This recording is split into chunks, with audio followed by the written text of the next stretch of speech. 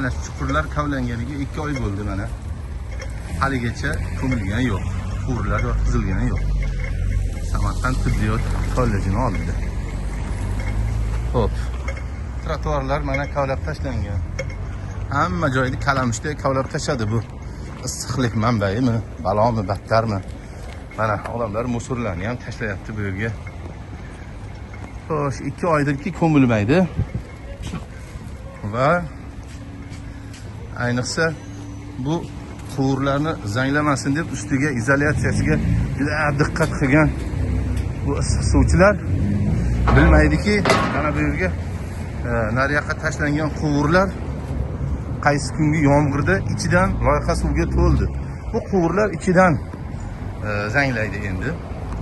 Mana shu yerlar hovuz bo'lib suvga to'lib tashqariga ham chiqib ketgan edi suvlar. Xo'sh, mana quvurlar hozir ko'rsataman. Ochiq.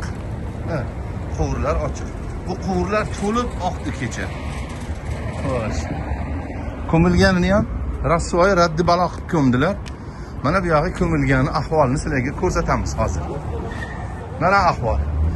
Oyda asfaltni buzib, issiq suvchilar mana shunaqa dabdalasini chiqarib tashladi. Mana bu irrigatsiya ariqlari deymiz. Ya'ni latoklarni bular dabdala qilib ko'mib tashladi. Natijada yomg'ir uylarimizga kirib ketdi. Mana bu ko'mishni qarang. Bu asfaltlarni bular yana qaytarib o'zlari qilib qo'yadi deysiz. Ikki dunyoda. Mana ahvol. Mana bular ko'milgani endi. Hali cho'kadi bular. Mana bizning hovlimizni suv bosib ketgandan keyin odamlar chiqib majbur bo'ldi. Mana bu yoqni yo'llarini, yomg'irda suvlarini ochgan bo'ldi. Lekin hovlilarga, domlarning tagiga, podvallarga suv to'ldi.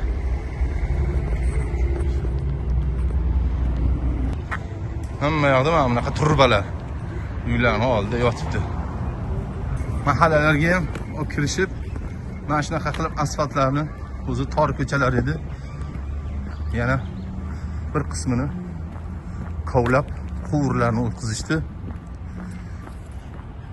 Afsuski, o'ziday qilib to'g'rilab qo'yish yo'q. Mahallalarning ichiga olib kirishdi.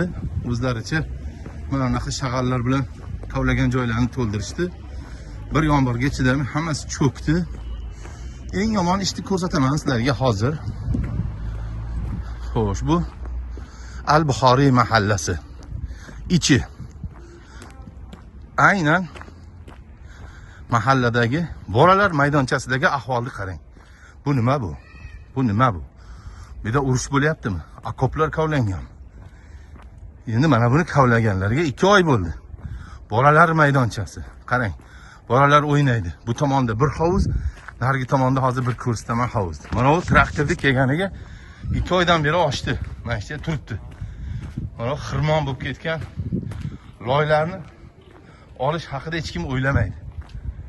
Mana bolalar o'yinchoqlari loyga ko'milgan.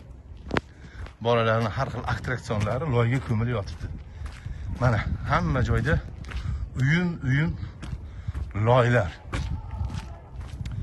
Mana hozir sizlarga bolalar o'ynab turgan joyini ko'rsataman. Mana bolalar mana shu yerda o'ynash kerak.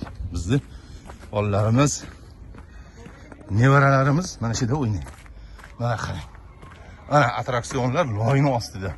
Mana shu yerda bolalar o'ynaydi, mana bu hovuzni qarang. Mana bolalar o'ynayapti. Bormi ichkarida kimdir? Hech kim yo'qmi ichkarida? Ana, bu bolachalar tushib ketsa, ichkariga. Kimdir borga o'xshaydi-ku. Ana. Nima qilyapsan bu yerda? Hozir dastrachkadan leshnica borka. Qanday chiqasan endi? Mana. Nimaga tushding u yoqqa? Shuni olishga tushdimi? Ko'ryapsizlarmi? Agar Xudo ko'rsatmasin bu bolachalar kallasi bilan tushib ketsa, men-ku bu issiqlik energiyasi degan tashkilotni-ku sog' qo'ymayman, lekin bu bolachalarga bir gap bo'lsa, bolachalarning hayotini qaytarib beradimi? Ana ko'milganini qarang. Mana shu ko'milgan endi. mahallalarni ichki yo'llarini qancha xarajat tortib ta'mirlashgan, beton qilishgan edi. Mana bularni qilgan ishlarini qarang. Hamma joyni dabdalasini chiqardi bu kalamushlar. Mana bunaqa kesib issiq suvni quvurlarni o'tkazishdi, lekin mana ko'mishgan, mana shunaqa ahvol. Xudoy. Viloyat hokimi Erkinjon Turdimovning tashabbusi bilan ajratgan katta mablag'i bilan mana shu yerda juda chiroyli piyodalar yo'lkasi va velosipedchilar uchun yo'lka qilingan edi. Bu uyinkugi issiq suvchilar velosipedlar haydovchilarning yo'lagini chiqadigan joyga tiqdi. Mana ahvol. Mana endi piyodalar yo'lkasini teng yarmi yo'q loy o'rnida.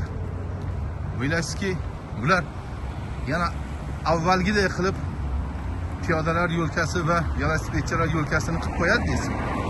Men qo'rqamanki, bu issiqlik manbai degan idorani bunga kuchi ham yetmaydi, puli ham yetmaydi. Lekin mana bunaqa kalamushdek kavlab tashlashdi, boplashdi.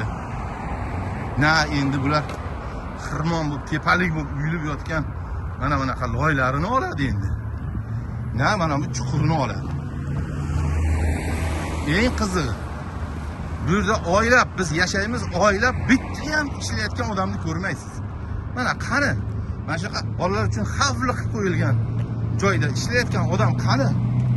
Mana bu turbalar qaysi kuni yomg'irda rosa to'ldi. Ana. Mana bu yerda bolalar o'ynaydi. Mana bolalar o'ynayotibdi. Nima bo'ldi? Nima bo'ladi?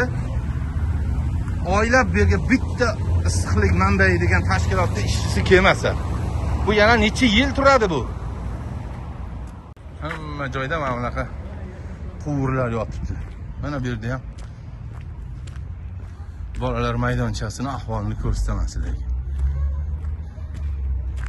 Aynan bolalar maydonchasini oldini kovlab mana shunaqa quvurlarni o'tkazishgan. Lekin oldingidek qilib ko'mib qo'yish, beton qilib asfalt qilib qo'yish qoldi endi. Yana bir viloyat hokimi mablag' ajratish kerak, ishchi kuchi ajratish kerak, yana oldingi ahvolga olib kelish kerak.